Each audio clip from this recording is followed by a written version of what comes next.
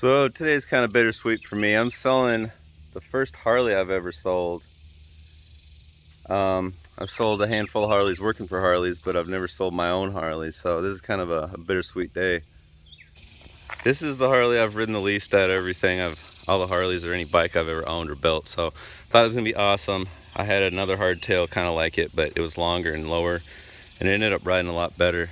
This one's got really short tail section on it, made by John Penner. He's a guy that used to make them for the race teams. I got it like it's the last one he ever made from what I know. I bought it in like early 2000. This frame came from a guy when I was working at Harley in Minnesota. He rolled up and had this frame in the back, and it's brown metal flake, and it was molded. You can see how it's all molded up, and I looked on the bottom here and it says 1957 is the dash, because it's kind of means it's not necessarily a 57 frame, but it's the generation from that. So let's see here. So what is it? Early front end 64, I think, is the last year they ran that. This back wheel, my dad got it in a basket case back in the early 2000s from a Sportster. It's probably like $1,100 for a box of Sportster parts, and I kind of just pieced this thing together out of stuff I had.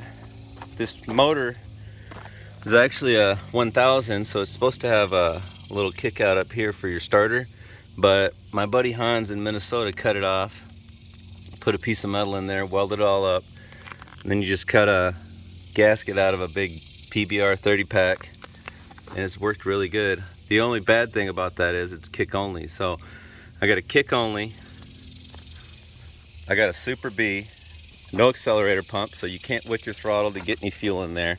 Can't do that to help you at all. All you can do is pull this up and hope you got enough fuel squirting in there.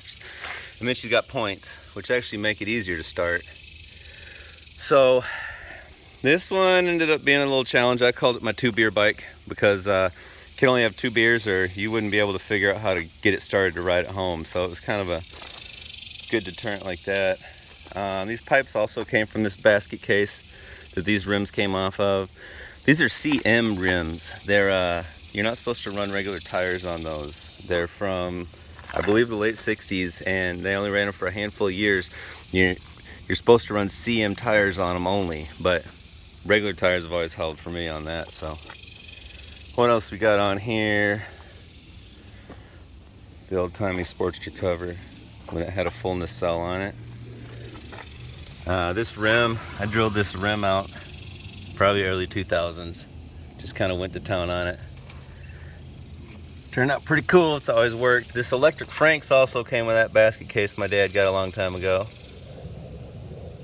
I always liked that thing. I kind of didn't want to let her go, but I can always get another one. Yeah, I think that's about it. Oh yeah, my buddy gave me these. I was gonna make it into a little bobber thing. I actually rode it with these tins on it.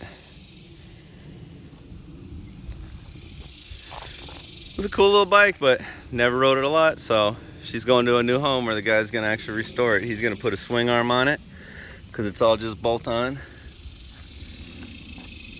He's gonna put an old motor in it, like hopefully a 50s, 53 even, whatever the heck. I forget what years you can do, but it's gonna be pretty cool. So I don't feel bad about giving it away to somebody who's gonna restore it. Well, that's my old 79 Sportster